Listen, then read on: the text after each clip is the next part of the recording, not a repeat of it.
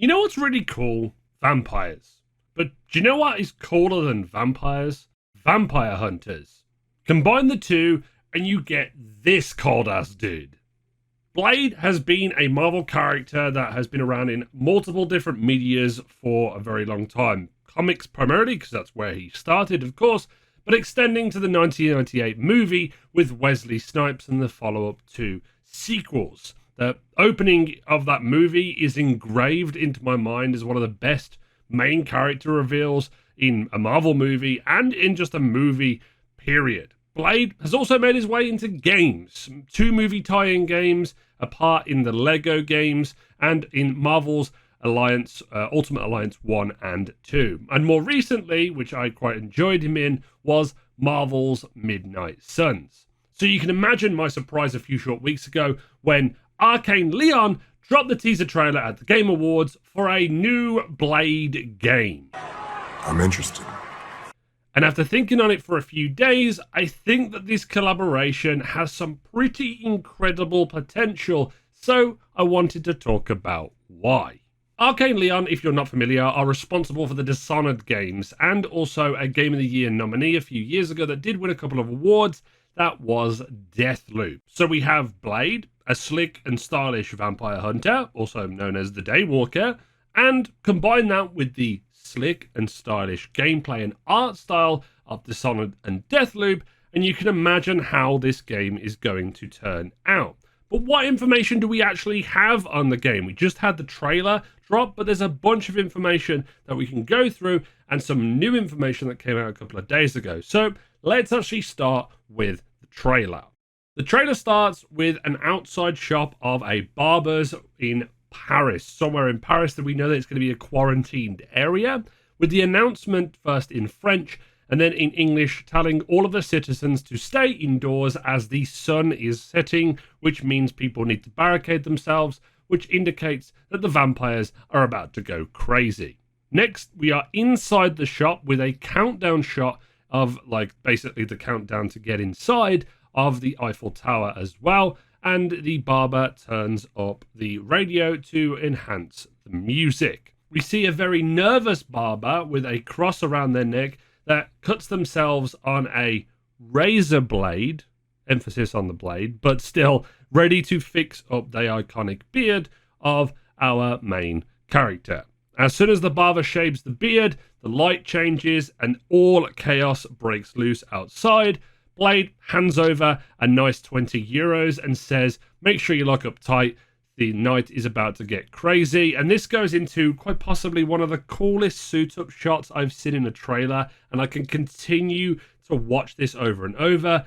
We get it straight into the leather trench coat, the silver stakes, some grenades, which most likely have silver in them, the revolver, and then the iconic sword, the one-liner going into the title card. It is awesome. There is something to note straight away about the entirety of this trailer, and I'm already talking about it here, which is the art feels very similar to Dishonored, but man, this trailer oozes style. It's the music when it kicks in, the changes of lighting, and then like just the suit up scene. Oh man, I could just keep watching this trailer, and I've watched it like 3 or 4 times for this video alone, and before that I watched it 2 or 3 times after the Game Awards. This thing is sick. But I'm pretty sure you still want to know more, right?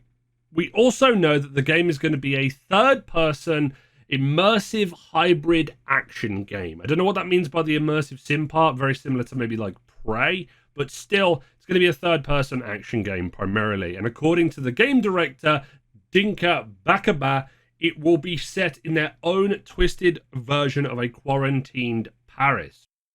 Just a few days ago, or this time last week by the time you're watching this video, Arkane Lyon released some concept art for the game, which gives us a pretty clear indication of the direction they're taking with the art style, and it also gives us a pretty clear direction, which, spoiler, is super stylish and super colourful, with nice like shell-shaded look as well. With the art style is just so good. They do a really good job, Arkane Lyon, with selling the art in their games.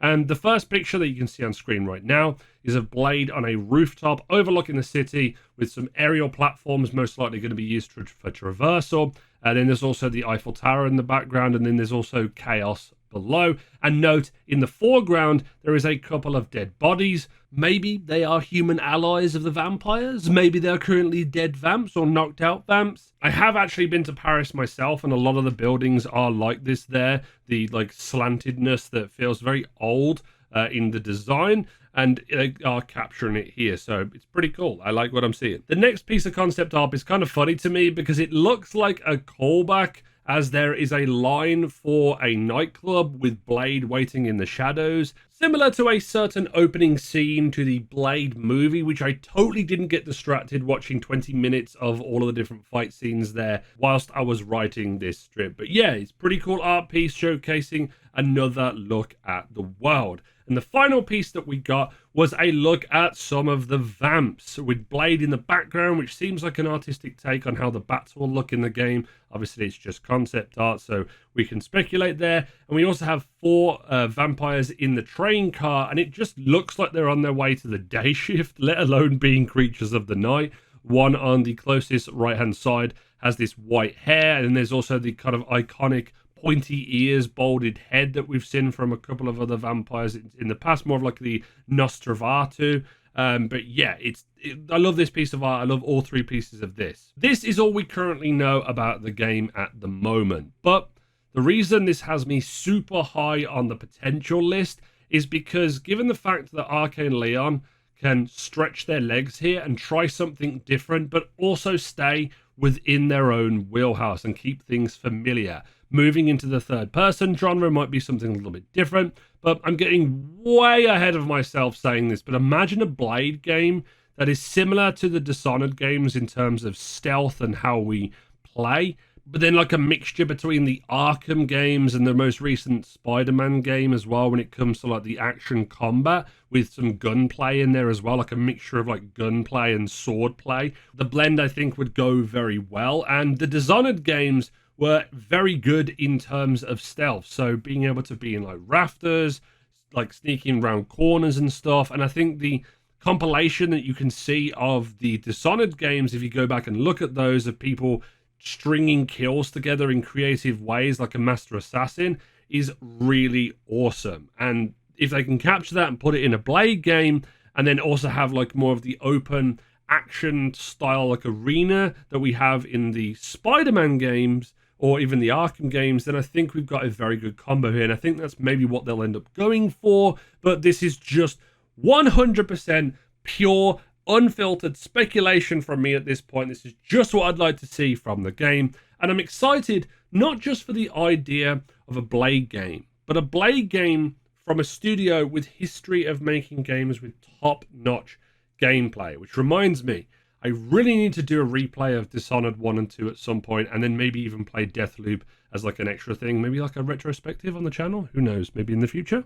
I'm also very intrigued by the decision to make it third person. Maybe it's a gameplay choice and also an art choice to show off the character more during gameplay, and also to just have him there so you can kind of revel in the iconicness that is Blade. And I think there couldn't be a better combination between character and studio to make this game. It's super awesome to see that Arkane Lyon are having a crack at this, and with the pedigree that they have, I'm just eager to see more gameplay in the future. Give me gameplay now, please. I just want something to sink my teeth into, you could say. Otherwise, I'll get a little batty. Why did I write this? Why did I write this in the script? Either way, I'm excited for a Blade game. I wanted to do something about this a couple of days ago, but I was busy with some other video ideas, so it's taken me a little bit of time to get around to this. What do you think of Blade? Are you excited for this? Are you excited with more of the details? Or are you kind of sitting on the fence and waiting to see what we get? I'm all aboard the hype train. I think this is going to be the perfect combo, as I've said, and I just want to see more gameplay in the future. Give me more Marvel games of characters that kind of fit the same type of gameplay style, like how Insomniac does with the movement systems and the feeling of Spider-Man in the Spider-Man games. I think it's just a very good combo here, and I think it meshes very well having Arkane. So yeah, I'm waiting for some more information on this, and hopefully we get enough so I can make another video and talk about the game. Let me know your thoughts in the comments section. As always, if you're new to the channel, make sure you hit that subscribe button, leave a like, comment as always, because it helps out the algorithm, and give it a cheeky share on whatever platform you want, and also turn on the notification bell. All of the YouTuber things, just go and do those things. I've got to do them before the end of the video, but as always, this has been It's Jimbo, and I'll see you guys next time.